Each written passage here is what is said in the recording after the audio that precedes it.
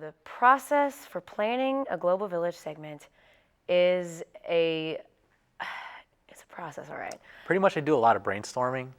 I write down a bunch of ideas that I have on a sheet of paper, see what is easy, what can I produce either by myself or if I need help, what kind of equipment will I need, and also, am I able to get these interviews? What are some of the locations? Is the story interesting? Is this something that I want to know about? So those are kind of some of the things that I think about before I even start filming a segment. You have to really think about what resources you already have around you, who that's doing things, an event. The last event that I went to was Relay for Life. Before I went to the event, I checked with the person in charge and made sure that it was okay that I was going to film.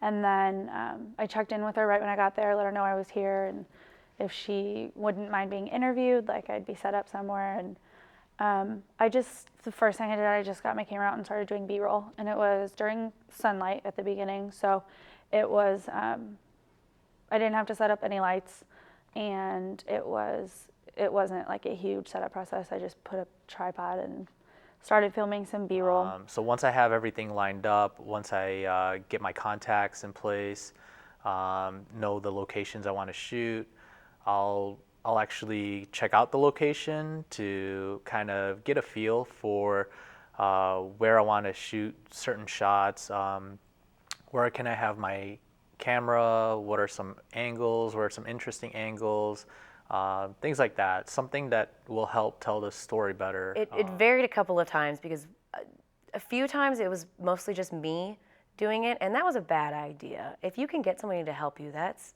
very important. So it's really just a delegation process. It's really a lot of telling people what you're doing, what you expect of them, telling them the questions ahead of time. I kind of just go at it. I typically don't really besides setting up where I'm going to be and who's going to be in it, I just kind of go for it. A lot of things actually go into post-production. I mean, after I shoot my segment, I pretty much already have an idea of the story that I want to tell. And I just pretty much import all of my files into my editing software, and then just play around with it, play around with different shots. And you need to expect to be in the lab for hours. I mean, it depends on how much footage you have too, because you have to rifle through everything, figure out which shots are even worthy of it, and then editing those is, a trial in itself. And over the weekend, I probably edited for a total of 10 hours. When it probably wasn't necessary, but I just wanted it to look nice. And it's a fun process, and I like editing, but it does take a lot of time. And once I'm happy with the results, I'll just go ahead and export it out, and then I'll watch that over again, the final over again, just to check my audio levels, check my all my shots. Do they flow smoothly? Does it work with the story?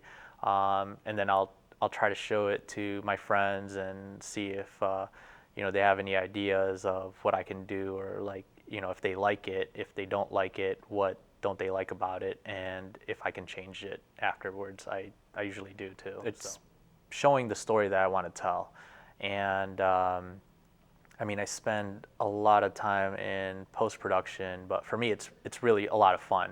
I love editing, and I love looking at the work that I've produced, and I'm always constantly looking for ways to improve. I critique myself kind of hard, so I think a lot of my work is not that good, and I just try to look for different ideas on how I can make it better.